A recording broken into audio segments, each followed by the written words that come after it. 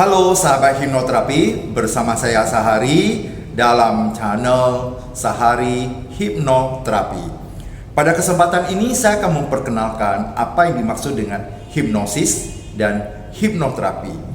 Hipnosis ini biasa kita sebut sebagai hipnotis. Sebenarnya hipnotis itu adalah orangnya. Sedangkan ilmu yang kita praktekkan itu disebut dengan hipnosis. Dan hipnoterapi adalah terapi dengan menggunakan hipnosis. Jadi hipnosis ini adalah kita membawa seseorang itu ke dalam keadaan yang relaksasi. Berarti bukan tidur ya. Kalau di negara-negara maju, hipnosis itu kita masuk ke keadaan yang sangat rileks, sangat nyaman. Tapi di Indonesia kita lebih cenderung menggunakan istilah tidur. Walaupun kita katakan tidur, tapi sebenarnya dia tidak tidur.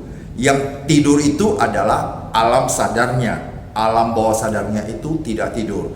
Karena itulah yang kita gunakan untuk menggali permasalahan-permasalahan yang ada, sehingga memudahkan kita untuk menerapinya. Nah, sekarang kita kembali ke istilah hipnosis. Jadi hipnosis ini sebenarnya kita ingin menurunkan gelombang otak. Kita di sini ada 4 macam gelombang otak. Yang pertama adalah beta. Seperti saya, mungkin kita berkomunikasi dengan orang lain, kegiatan sehari-hari, otak kita ini berada di gelombang beta. Dengan gelombang otaknya adalah 12 sampai 25 Hz. Nah, kemudian ketika saya fokus, saya menonton TV, saya menulis, atau saya lagi membaca buku, itu gelombang otak saya turun menjadi alfa. Alfa itu berada di 8 sampai 12 Hz. Nah, gelombang alfa ini kemudian kita turunkan lagi, disebut dengan theta. Theta berada di 4 sampai 8 Hz. Theta ini adalah hal yang sangat penting karena ini adalah kondisi hipnosis, di mana seseorang, siapapun yang dia menghipnosis seseorang, memberikan sugesti, dia harus menurunkan gelombang otaknya itu sampai ke theta. Nah, di theta ini gelombang otaknya itu 4 sampai 8 Hz. Di bawah theta itu disebut dengan delta. Delta ini ya, gelombangnya adalah 0,1 sampai 4 Hz. Delta ini adalah pada saat kita tertidur dengan sangat lelap tanpa mimpi. Jadi ada 4. Jadi yang akan kita bicarakan di sini adalah yang paling utama adalah yang ketiga adalah theta. Ketika theta ini orang seakan tertidur. Orang berpikir bahwa pasti dia tertidur. Tidak. Kalau dia tertidur, tentu apa yang kita sampaikan ke pasien atau yang bersangkutan, apa yang kita tanyakan, dia bisa menjawab. Kalau dia tertidur, berarti dia tidak bisa merespon. Tapi dia bisa merespon. Apa yang kita suruh, apa kita instruksikan, dia bisa menjalankannya. Berarti dia tidak tidur. Memang seolah-olah tertidur, kita suruh tidur, dia tertidur. Pada saat itu ada disebut dengan filter mentalnya itu kita nonaktifkan, sehingga alam bawah sadarnya itu atau pikiran bawah sadarnya itu jauh lebih dominan, sehingga ketika kita berbicara menanyakan sesuatu terhadap pasien atau yang bersangkutan, yang berbicara itu adalah alam bawah sadarnya. Alam sadarnya bisa jadi tidak tahu, tapi yang berbicara itu alam bawah sadarnya, jadi tanpa melalui alam sadar. Ketika kita memberi nasihat kepada seseorang pada saat dia lagi sadar penuh di gelombang pikiran beta, dia ada mempunyai filter mental. Filter mental ini menghalangi semua sugesti-sugesti kita untuk masuk ke alam bawah sadarnya. Maka pada saat hipnosis kita nonaktifkan filter mental itu, sehingga semua sugesti-sugesti yang telah kita masukkan itu semua langsung masuk ke alam bawah sadarnya tanpa melalui pikiran sadar. Nah, hipnosis ini adalah tahap awal. Kemudian yang kedua kita kenal dengan hipnoterapi. Hipnoterapi di sini hipnosis dan terapi. Berarti kita menterapi orang itu dengan menggunakan hipnosis. Kita tetap menterapi orang.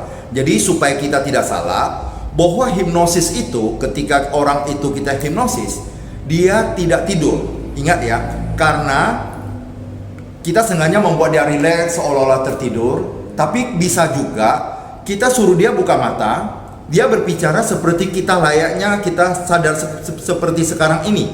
Tapi sebenarnya dia dalam keadaan hipnosis. Tapi biasanya kebanyakan orang menerapi pasien lebih cenderung dia menggunakan cara biar dia ditidurkan supaya pikiran, tubuhnya, perasaan, batinnya itu bisa rileks dan menggunakan bangku seperti ini supaya dia bisa sangat rileks. Itu gunanya kita merilekskan pasien tersebut.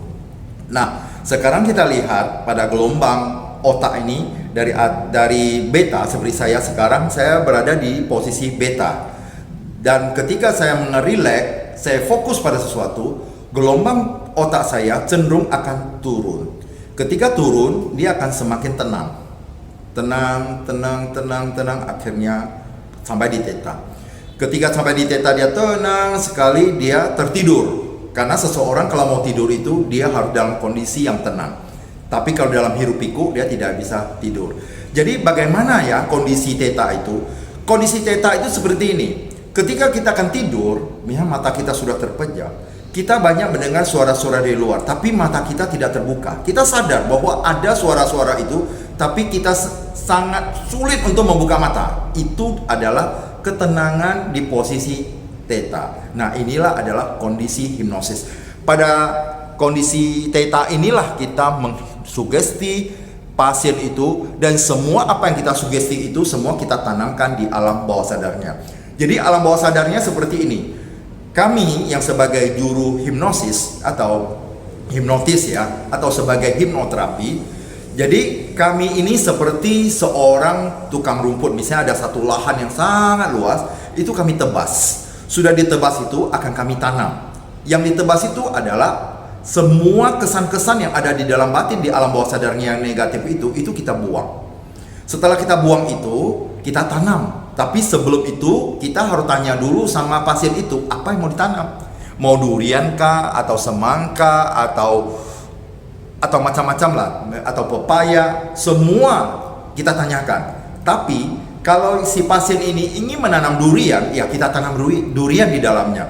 Tapi kalau misalnya pasien ini suruh minta kita tanam durian, kita pergi tanam semangka, maka itu tidak begitu efektif. Maka kita harus pre-talk dulu dengan pasiennya, apa yang harus kita lakukan.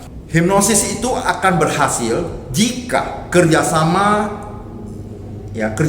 yang erat antara juru hipnotis dengan pasiennya. Ketika juru hipnotis ini sudah benar dengan prosedurnya, tetapi pasien ini menolak, maka semua ini gagal. Makanya kita harus pastikan seseorang mau hipnoterapi, kita harus pastikan bahwa niat itu muncul dari yang bersangkutan, bukan karena didorong oleh orang tuanya, bukan dari teman-temannya, bukan dari anak-anaknya, atau siapa saja yang dekat dengan yang bersangkutan. Tetapi itu harus niat dari dirinya untuk dihipnoterapi. Baru hipnoterapi itu akan sempurna. Makanya ketika orang itu datang, saya sudah mulai hati-hati dan saya akan bertanya secara detail, betulkah itu mulai muncul dari niatnya? Kalau bukan dari niat dia karena dorong orang lain, lebih baik jangan dilanjutkan karena tidak ada manfaatnya. Orang itu hanya menghabiskan uang untuk membayar saya, sedangkan manfaatnya tidak ada. Dan itu juga merugikan saya. Nanti dia tidak sembuh, dia cerita ke orang lain, cerita hipnoterapi tidak ada manfaatnya. Sebenarnya kesalahannya bukan kesalahan saya sebagai juru hipnosis, tapi sebenarnya kesalahan dia tidak mau dihipnosis, tidak ada niat untuk hipnosis, makanya semua itu gagal total. Maka itu kepada teman-teman yang mau datang ke hipnoterapi, mungkin datang ke saya, munculkan niat dulu dari rumah sebelum datang ke sini, karena saya pasti akan bertanya. Kalau saya tanya Anda berbohong ketika dihipnosis, saya akan bertanya bahwa betulkah itu niat dari Anda. Ketika Anda menolak, saya akan membangunkan Anda, menormalkan kembali supaya tidak dilanjutkan lagi. Karena percuma, alam bawah sadarnya itu menolak semua perintah-perintah atau sugesti-sugesti yang akan saya masukkan ke dalam, ternyata dia menolak. Ya, apa boleh buat? Karena ini bukan kesalahan juru hipnotisnya, tapi kesalahan atau pasien yang bersangkutan. Demikian bersama saya Sahari. Terima kasih atas perhatiannya dan luar biasa. Yeah.